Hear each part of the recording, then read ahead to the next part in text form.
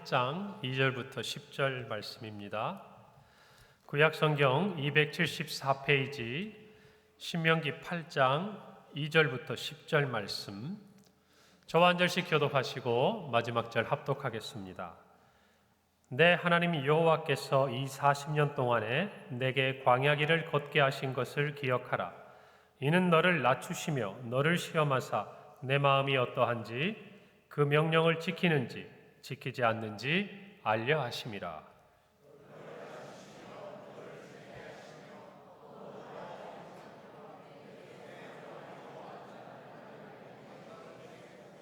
사람이 떡으로만 사는 것이 아니요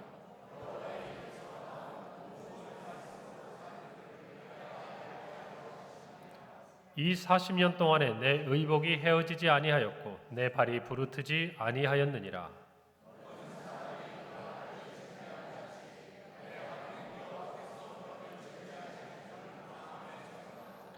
내 하나님 여호와의 명령을 지켜 그의 길을 따라가며 그를 경외할지니라.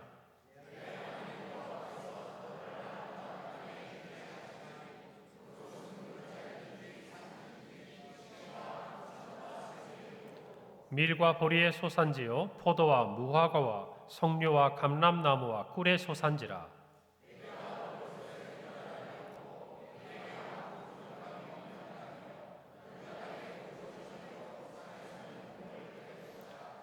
다 함께 읽습니다. 내가 먹어서 배부르고 내 하나님 여호와께서 옥토를 내게 주셨으므로 말미암아 그를 찬송하리라. 아멘. 할렐루야. 오늘은 추수감사주일입니다. 여러분, 강단에서부터 그 모든 마음들이 느껴지지 않으세요? 여기 풍성한 어떤 과일들, 또 채소들, 또 곡식들 모두가 한 자리에 모였습니다. 정말 이 추수감사절과 여러 절기들을 지날 때마다 늘 제 마음에 감사하게 되는 것은 우선 참 이런 섬김을 향한 보이지 않는 귀한 손길들이 있다는 것이죠. 여러분, 갈수록 예쁘지 않으세요?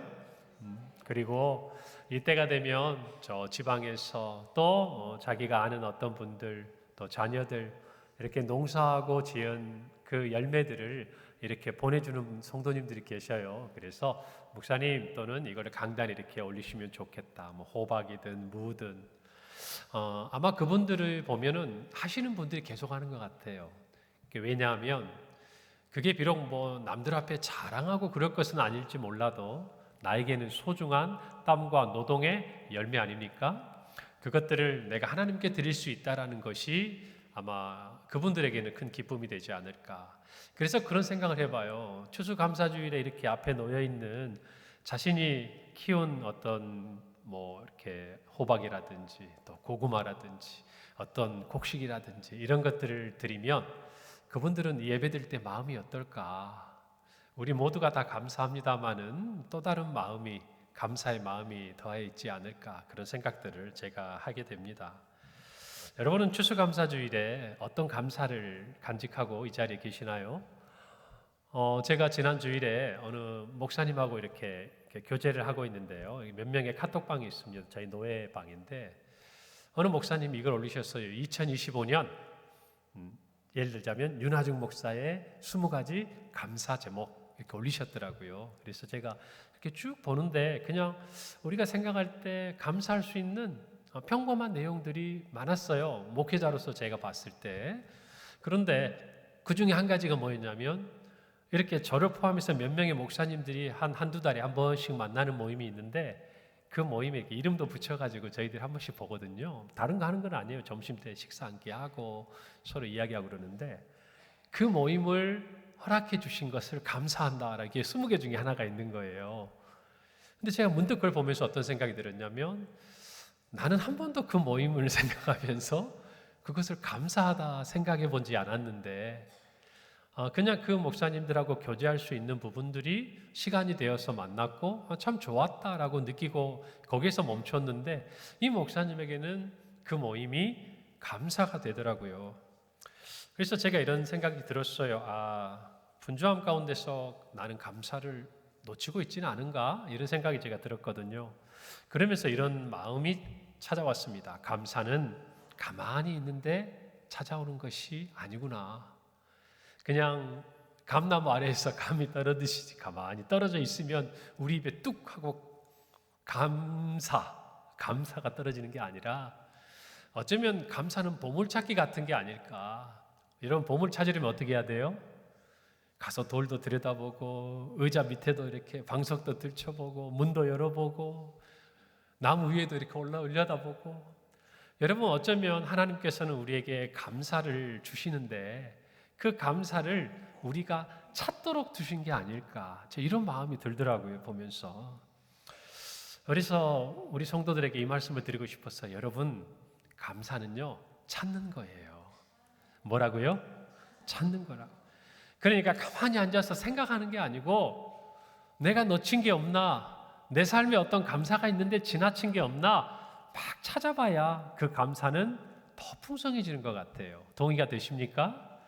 여러분, 우리가 이 추수감사주일에 다른 것보다 우리 모두 감사를 찾을 수 있기를 바랍니다. 여러분, 감사를 찾다가 늘 떠오르는 생각이 있어요. 담임 목사로 이렇게 목회를 하다 보면요, 저는 마냥 기뻐하기도 마냥 힘들어하는 것도 그게 쉽지가 않아요.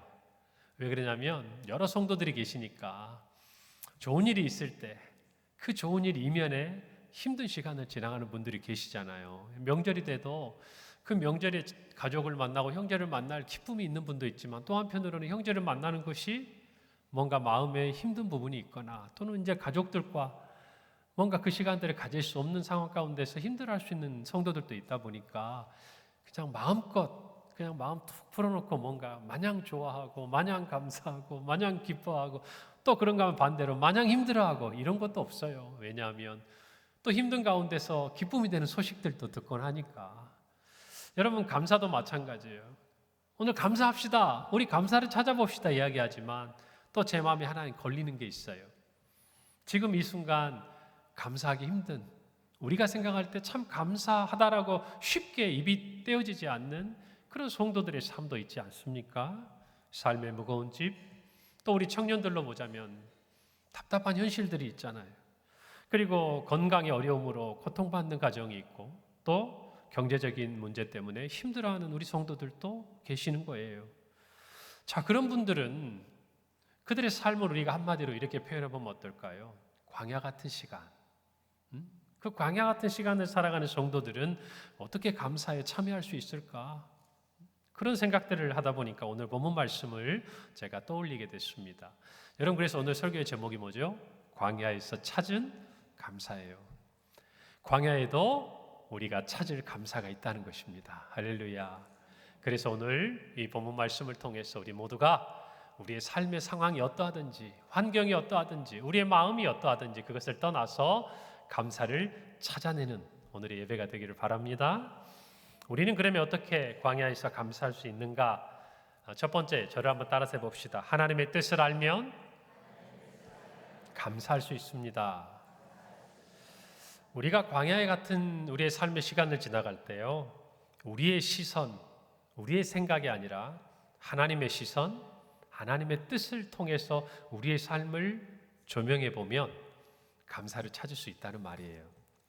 여러분, 광야라는 그 단어를 떠올리면 그것을 우리의 눈, 우리의 마음, 우리의 생각의 관점에서 바라보면 어떤 단어들이 생각날까요? 이런 거 아니겠어요? 고난, 슬픔, 고통, 아픔, 외로움, 두려움, 힘듦, 이런 거잖아. 여러분, 그런데 그것은 그 광야의 길을 지나가는 어쩌면 지극히 주관적인 우리의 관점일 가능성이 많아요. 왜냐하면 우리의 삶을 보면서 우리 다른 사람, 우리 이웃들, 우리의 또 다른 가족들은요, 또 그렇게만 생각하는 것은 아닌 경우가 많거든요. 그런데 한 걸음 더 나아가서 하나님의 뜻으로, 하나님의 시선으로 우리의 삶의 이 광야와 같은 시간들을 바라본다면 하나님은 우리의 삶의 시간들을 뭐라고 이야기하실까요? 여러분, 이것을 우리가 알게 되면요, 광야를 지나면서 우리는 감사할 수 있다는 거예요. 할렐루야. 오늘 2절에 보니까 내 하나님 여호와께서 이 40년 동안에 내게 광야 길을 걷게 하신 것을 기억하라. 이는 너를 낮추시며 너를 시험하사 내 마음이 어떠한지 그 명령을 지키는지 지키지 않는지 알려 하신다라고 말합니다. 여러분, 첫째 중요한 첫 단어가 있어요. 첫 문장이 내 하나님 여호와께서 이 40년 동안에 내게 광야길을 걷게 하신 것을 기억하라. 여러분, 우리 중 어느 누구도 광야의 길을 걷고 싶은 사람은 없습니다. 걷고 싶으세요? 우리 다들 반응이 없습니까? 우리 삶에 꽃길을 걷고 싶죠. 누구나 마찬가지예요. 아니, 꽃길은 아니어도 그저 평범한 우리의 삶의 여정이라도 우리는 바라는 경우가 많지요.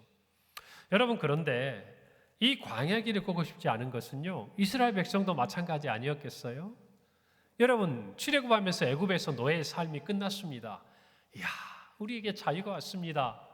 그러면 그 다음에 어떤 길이 기다리면 좋을까요? 평안한 길.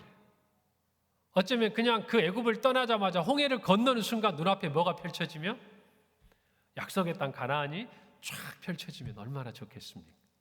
그런데요, 광야의 길이 펼쳐져 있는 거예요. 더 놀라운 것은 그 광야의 길을 하나님이 걷게 하셨다는 거예요. 오늘 성경 그걸 얘기하는 겁니다.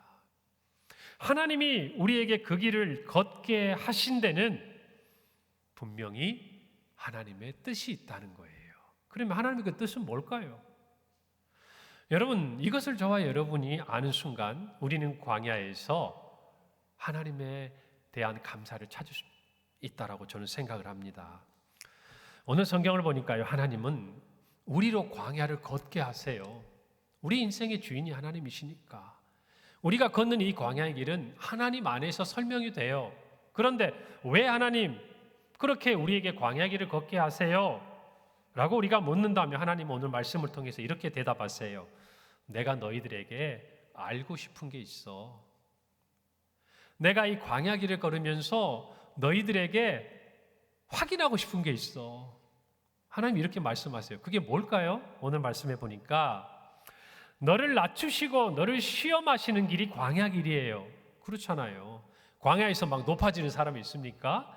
광야에서 뭔가 막 자신만만한 사람이 있습니까? 아니죠. 광야 길은 우리가 원치 않아도 낮아지는 길이고 정말 세상의 많은 것들이 우리를 시험해요. 그런데 하나님이 그 길을 걷게 하시면서 우리에게 알고 싶은 게 있어요. 그게 뭔가 아니?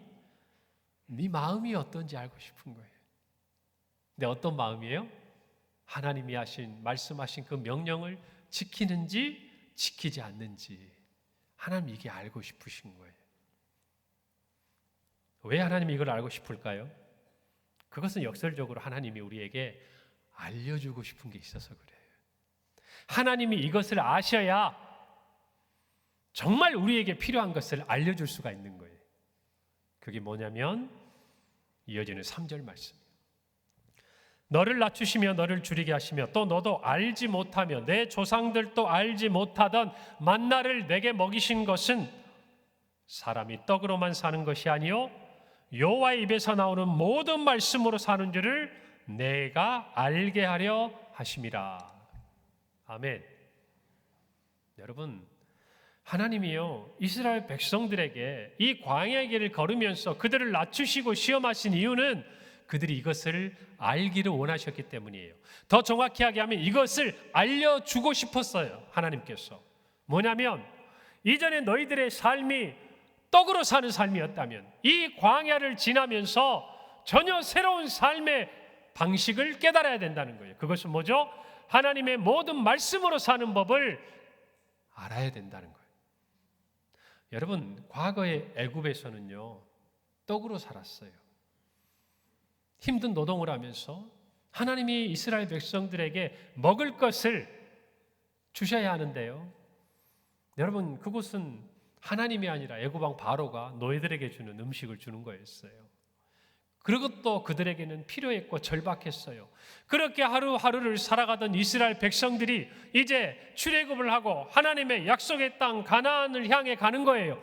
그런데 그들이 알아야 될 게 있어요. 그것은 뭐냐면 이전에 그들이 살았던 삶의 모든 방식과 태도를 바꿔야 그들이 약속의 땅에서 하나님의 백성으로 살아갈 수 있는 거예요.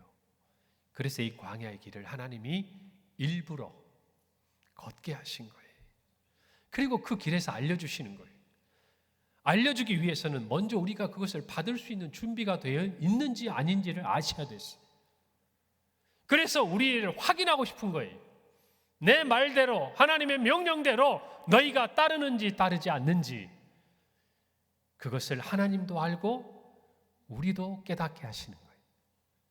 그리고 그 광야의 길에서 하나님은 진짜 하나님이 우리에게 알려주고 싶은 것을 가르치시는데 그것이 바로 하나님 입에서 나오는 모든 말씀으로 살 수 있다는 것을 알려주시는 거예요. 어디에서요? 어디에서? 광야에서. 이 하나님의 뜻을 깨닫게 되면 하나님이 나를 낮추시는 것, 하나님이 나를 시험하시는 것이 받아들여져요. 내가 원하는 건 아닌데 받아들여져요. 그리고 그 뜻대로 순종하게 되는 것입니다. 여러분, 광야에는 떡이 없어요. 그런데 하나님은 그 길을 가라고 하세요. 그러니까 우리는 또 다른 양식을 찾을 수밖에 없는 거예요. 그곳에 우리는 살아야 하니까. 그래서 예전에는 떡을 찾던 우리가 광야 길에서는 하늘을 바라봐요. 만나를 구하는 거예요. 하나님이 주겠다고 말씀하시면 주시는 것을 체험하는 거예요. 하루하루, 매일매일. 여러분, 그래서 광야는요, 세상의 법칙, 세상의 원리가 아니라 하나님의 은혜로 사는 법을 배우는 자리예요. 그 하나님의 뜻을 깨달으면 감사할 수 있는 곳이 광야예요. 할렐루야. 우리가 이것을 깨달아야 할 줄 믿습니다. 그 뜻을 깨닫게 되면요, 우리의 삶이 변해요. 하나님이 왜 우리에게 애굽과 가나안 땅 사이에 광야를 두셨을까요? 우리에게 새로운 삶을 주셨는데 그 삶을 누리려면 중요한 것은 그 삶을 살고 누려야 되는 우리가 이제는 변해야 돼요. 노예가 아니라 자유민으로, 애굽의 신민이 아니라 하나님의 백성으로 변해야 누릴 수 있는 거예요. 여러분, 그래서 하나님 우리를 광야를 걷게 하시는 거예요. 그래서 하나님의 그 뜻을 깨닫고 광야를 제대로 걸으면 우리에게는 어떤 변화가 일어나냐면 5절에서 6절 말씀이에요. 너는 사람이 그 아들을 징계함 같이 내 하나님 여호와께서 너를 징계하시는 줄 마음에 생각하고, 이 말은 광야에서 하나님의 뜻을 깨달으면, 하나님의 눈으로 이 광야의 삶을 바라보면 그 다음에 내 하나님 여호와의 명령을 지켜 그의 길을 따라가며 그를 경외할지니라. 여러분, 이것이 하나님의 모든 말씀으로 사는 하나님의 백성의 삶의 변화된 모습이라는 거예요. 광야를 지나지 않으면 알 수가 없어요. 광야에서만 배울 수 있는 게 있어요. 광야에서만 우리가 찾을 수 있는 감사가 있어요. 여러분, 예전에는 물 한 모금 마시는 거, 우리나라에는 아무런 감사의 조건이 될 수 없을지 몰라도 사막에서는 물이 가장 귀한 거예요. 금보다 귀한 거예요. 여러분, 이 땅에서는 더 맛있는 주스가 없고 술이 없고 음료가 없다고 불평할지 몰라도 사막에서는 물의 소중함을 깨닫고 그 한 모금의 물로 감사하는 거예요. 우리는 거기서 감사를 찾고 배우는 거예요. 그리고 그 감사가 우리의 주변에 온갖 좋은 것들이 가득해도 진정한 감사를 놓치지 않게 하는 거예요. 할렐루야. 여러분, 그래서 그 광야를 지날 때 여러분, 우리는 우리의 시선, 우리의 눈, 우리의 생각, 우리의 마음이 아니라 하나님의 뜻으로 우리의 시간들을 바라볼 수 있어야 돼요. 하나님은 왜 나를 이 길을 걷게 하셨지? 하나님이 이곳에서 나를 어떻게 변화시키기를 원하시지? 왜 나에게 이와 같은 시간들을 지나게 하시지? 그것을 통해서 하나님은 나에게 무엇을 주시려고 하시지? 여러분, 이것을 바라보는 순간 우리 모두의 이 광야 같은 삶의 시간 속에서도 감사는 반드시 찾아진다는 것을 기억하기를 바랍니다. 그래서 오늘 우리의 삶이 어떠하든지 이 추수감사주일에 우리 모두는 감사로 나올 수 있는 거예요. 할렐루야. 우리 감사하십시다. 두 번째로, 주신 은혜를 생각하면 감사할 수 있어요. 여러분, 광야는 어떤 곳이죠? 메마르고 척박한 땅이죠. 그런데 놀랍게도 성경은요, 전혀 다른 이야기를 우리에게 하십니다. 오늘 4절 볼까요? 이 40년 동안에 내 의복이 헤어지지 아니하였고 내 발이 부르트지 아니하였느니라. 여러분, 광야는 먹을 것이 없어요. 마실 것이 부족합니다. 거친 환경에서 하루 이틀도 아니고 40년의 삶을 지나가다 보면 의복은 마땅히 헤어지기 마련이고 신발도 헤어지고 발이 부르터야 정상이에요. 그렇지 않습니까? 여러분, 그런데 모세는요, 이 40년 광야의 모든 시간을 마치고 이제 가나안 정복을 앞에 둔 이 출애굽의 2세대들을 향해서 뭐라고 이야기를 하냐면, 이 40년 광야를 이야기하면서, 얘들아, 이 40년 동안에 너희들의 의복은 헤어지지 않았다. 너희들의 발은 부르트지 않았다. 광야에서도 너희들이 먹고 입고 마시고 걸었다 얘기하는 거예요. 여러분, 성경의 다른 곳에서는요, 더 강한 어조로 이렇게 표현합니다.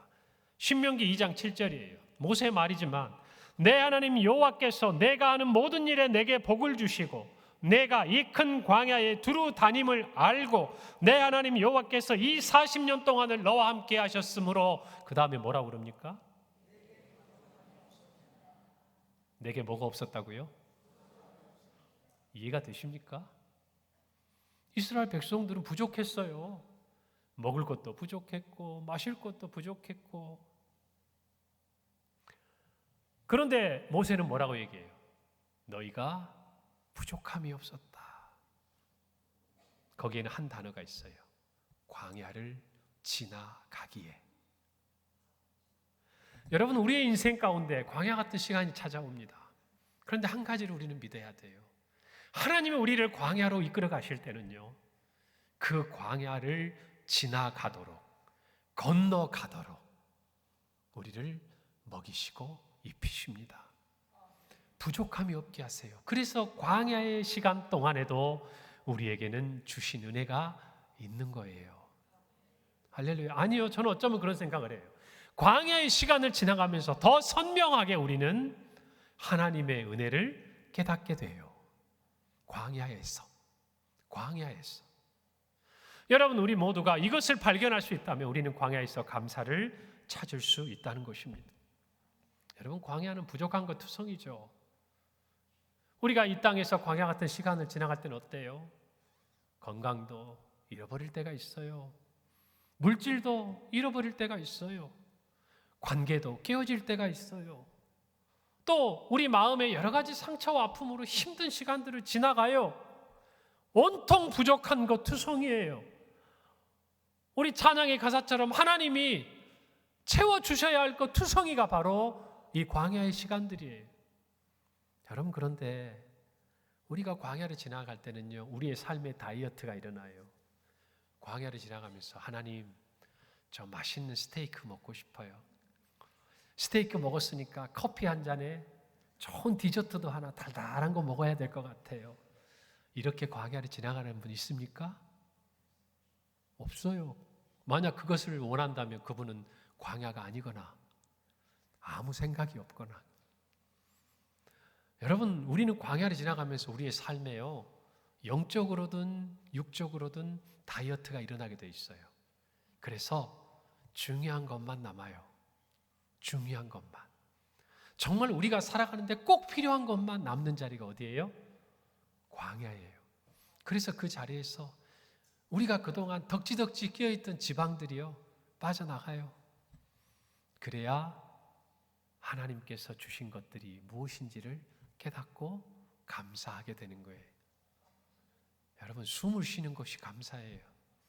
이 자리에 있는 게 감사가 돼요. 오늘 하루를 지나가는 게 감사가 되는 거예요. 오늘 한 끼를 그래도 가족들과 함께 먹고 지나가는 것이 감사가 되는 거지. 더 잘 먹고 싶고 더 좋은 거 먹고 싶고 더 좋은 옷 입고 싶고, 그것은 광야가 아니에요. 여러분, 광야를 지나갈 때 우리는요, 하나님께 감사할 수 있어요. 할렐루야. 넘쳐나요. 뭐라고요? 넘쳐난다고요. 여러분, 그곳이 광야예요. 다윗은 고백합니다. 시편 23편 4절이에요. 내가 사망의 음침한 골짜기를 다닐지라도 해를 두려워하지 않을 것은 주께서 나와 함께 하심이라. 주의 지팡이와 막대기가 나를 안위하시나이다. 우리의 부족하지 않은 이유는 하나님이 우리와 함께 하시기 때문이에요. 여러분, 다윗은 고백합니다. 내가 사망의 음침한 골짜기, 그곳은 광야입니다. 어쩌면 광야 가운데서도 더 깊은 곳이에요. 그런데 그는 그곳에서 말합니다. 내가 사망의 음침한 골짜기를 다닐지라도 두려워하지 않습니다. 해를 두려워하지 않습니다. 그 이유는 하나님께서 나와 함께 하시기 때문입니다. 그래서 나는 하나님께 감사합니다. 이 말이에요, 여러분. 여러분, 우리 모두가 광야를 지나가면서 감사할 수 있는 이유를 찾는다면요, 첫째는 우리 안에 영적인 다이어트가 일어나죠. 둘째는 그러니까 감사할 수 있는 우리의 마음의 조건이 갖추어지는 거예요. 그러나 보다 본질적인 조건은 하나님이 함께 하심을 광야에서 뼈저리게 체험하는 거예요. 할렐루야. 옛날에는 내 힘으로 하는 줄 알았어요. 내 능력으로 되는 줄 알았어요. 내가 먹고 내가 본 것으로 마시고 내가 본 것으로 입고 그렇게 사는 줄 알았어요. 그런데 광야에서는 깨닫게 돼요. 하나님이 주셨구나. 하나님이 비셨구나. 하나님이 먹이셨구나. 하나님이 인도하셨구나. 그래서 광야는 감사가 넘치는 곳이에요. 여러분, 여러분의 삶이 어떤 광야의 자리여도 이 감사는 반드시 있습니다. 그것을 찾으세요. 놓치지 마세요. 추수감사절에 이 감사가 더욱 풍성해지기를 바랍니다. 세 번째로 주실 약속을 바라보며 우리는 또한 감사할 수 있습니다. 오늘 7절에서 10절에 이렇게 말씀합니다. 내 하나님 여호와께서 너를 아름다운 땅에 이르게 하시나니 그곳은 골짜기든지 산지든지 시내와 분천과 샘이 흐르고 밀과 보리의 소산지요 포도와 무화과와 석류와 감람나무와 꿀의 소산지라. 내가 먹을 것에 모자람이 없고 내게 아무 부족함이 없는 땅이며 그 땅의 돌은 철이요 산에서는 동을 캘 것이라. 내가 먹어서 배부르고 내 하나님 여호와께서 옥토를 내게 주셨으므로 말미암아 그를 찬송하리라. 사랑하는 성도 여러분, 광야의 시간이 우리 인생의 끝이 아님을 아셔야 돼요. 여러분, 우리는 광야를 가면서 이런 염려를 하죠. 내 인생이 여기서 이렇게 마치나? 내 인생이 이렇게 끝나고 마는 건가? 여러분, 광야는요, 하나님이 걷게 하시는 땅이지 목적지가 아니에요. 우리의 인생에 있어서 광야는 우리의 삶의 경유지지 최종 도착지가 아니라는 거예요. 여러분이 이것을 아셔야 돼요. 그것을 아시고 그 계획을 완전하게 가지셨기에 하나님께서 우리를 광야로 이끌어 가시는 거예요. 그 마음과 그 자신과 그 능력의 하나님이 계시기에 우리는 광야의 길을 지나가는 사람들이지 거기에서 끝나는 사람들이 아니에요. 사랑하는 성도 여러분, 2025년이 지나면 2026년의 문이 열립니다. 이 땅의 삶이다 하면 끝이 아닌 영원한 삶의 문이 열리는 거예요. 광야를 지나가면 약속의 땅에 도달하게 되는 것입니다. 이것이 광야의 역할이에요. 그래서 광야에서는 우리가 바라봐야 할 것이 있어요. 지금의 우리의 모습이 아니라 약속의 땅인 거예요. 하나님이 우리에게 주실 그 약속의 땅이 우리에게 소망이 되는 거예요. 그것을 갖지 못하면 감사가 힘들죠. 절망하고 낙심하고 원망하고 불평하게 돼요. 여러분, 오늘 말씀을 쭉 보세요. 아름다운 땅에 하나님이 이르게 하세요. 그곳은 물이 풍부해요. 온갖 곡식과 열매가 그리고 가득하고 꿀의 소산지가 돼요. 그래서 먹을 것에 모자람이 없어요. 부족함이 없어요.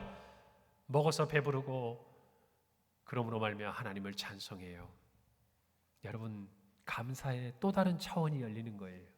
여기서는 모든 것이 부족하고 또 정말 모든 것이 채워지지 않는 가운데서도 우리가 감사를 찾았다면요, 그 광야를 지난 이후에 하나님이 약속하신 땅에서는 진정한 부요와 풍요를 누리는 거예요. 할렐루야. 하나님의 약속은요, 추상적인 게 아니에요. 그저 네 마음속에 부여한 거야. 네 마음속에 그렇게 생각하면 네가 부자야. 네가 감사하면 그것이 채워지는 거야. 광야에서는 그것을 배우지만 광야를 지나면요, 진정한 하나님의 부요가, 풍요가 우리의 삶에 주어지는 거예요. 그것을 바라볼 때 우리는 감사할 수 있음을 믿으시기 바랍니다. 우리의 목적지는 광야가 아니에요. 그리고 홀로 가는 길이 아닙니다.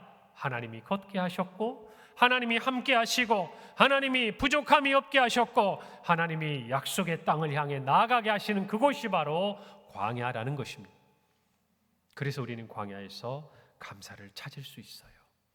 아니, 감사가 넘쳐나는 것입니다. 여러분, 오늘 추수감사주일을 맞이했습니다. 우리 모두 감사할 수 있기를 바랍니다. 우리는 추수감사 예물을 준비하고 나오셨어요. 또 이런저런 각양의 감사의 제목을 가지고 하나님께 드렸습니다. 여러분, 하나님께서는요, 이 추수감사제를 준비하는 우리에게 꼭 집어서 이렇게 말씀하셨어요. 신명기 16장 16절 하반절부터 17절입니다. 내 하나님 여호와께서 택하신 곳에서 여호와를 배웁되 빈손으로 여호와를 배웁지 말고 각 사람이 내 하나님 여호와께서 주신 복을 따라 그 힘대로 드릴지니라. 여러분, 이스라엘 백성들에게 3대 명절이 있습니다. 그 명절에 하나님이 나올 때 빈손으로 오지 말라 하셨어요. 그런데 특별히 수장절, 우리가 말하는 추수감사절과 연결되는 이 초막절의 절기 때 하나님은 같은 말씀을 하시죠. 저는 늘 이런 생각을 합니다. 하나님이 주신 것에 대해서 우리는 마땅히 감사합니다. 그런데 하나님께서는 왜 이걸 요구하실까? 하나님은 우리가 자발적으로 자원해서 기쁨으로 드리는 걸 원하신다고 성경에서 말씀하셨는데 왜 하나님은 꼭 집어서 빈손으로 오지 말라고 말씀하셨을까? 하나님이 뭐가 부족하신가? 다 가지신 그분이 왜 우리에게 무언가를 하나님께 드리라고 요구하고 계실까? 여러분, 이 말씀은요, 우리가 이렇게 생각해야 돼요. 하나님 우리에게 한 해를 마무리하는 이 시점에 빈손으로 오지 말라고 말씀하실 때 하나님은 가만히 앉아서 우리가 드리는 것을 받으실까요? 아니라는 거예요. 하나님이 이렇게 요구하실 만큼 내가 너희에게 은혜를 주겠다는 약속의 말씀이에요. 우리가 우리의 힘대로 하나님이 주신 것을 감사로 드릴 때 하나님은 이미 우리에게 더 많은 것을 주시겠다는 약속이라는 거예요. 우리에게 이것을 요구하실 때 하나님은 오늘 감사로 나오는 우리를 위해 얼마나 많은 것들을 주시려고 이렇게 얘기를 하고 계시는지 우리가 알아야 돼요. 그것을 알면, 그것을 깨닫게 되면 하나님의 이 말씀이 어떤 뜻으로 우리에게 주시는지를 깨닫게 됩니다. 하나님은 성경 곳곳에서 뭘 달라 하시지 않았어요. 독생자까지 아끼지 않고 주시는 분이에요. 그분이 달라고 하실 때는 이유가 있는 거예요. 그분이 달라고 하실 때는 뜻이 있는 거예요. 그분이 달라고 하실 때는 우리에게 더 많은 것들을 주시기 위함이에요. 여러분, 그것을 안다면요, 그 모든 하나님의 말씀이 감사로 우리에게 찾아오는 것이에요. 사랑하는 성도 여러분, 우리 모두 그 마음을 갖기를 바랍니다. 세상 사람들은요, 하나님과 관계없이 사는 사람들이죠. 우리 중에 많은 분들은 이전에 그런 삶을 살던 분들도 계실 거예요. 여러분, 그러나 우리가 하나님의 자녀가 된 다음에는요, 우리는 광야를 걷든 또는 하나님의 약속의 땅에 거하든 하나님과 함께하는 사람들이에요. 그 말은 어떤 의미냐면 하나님이 우리를 먹이시고 입히시고 재우시고 채워주신다, 그 말이에요. 광야에서든 가나안에서든. 그래서 성도는요, 하나님과 함께 하나님의 채우심을 체험하는 사람들이에요.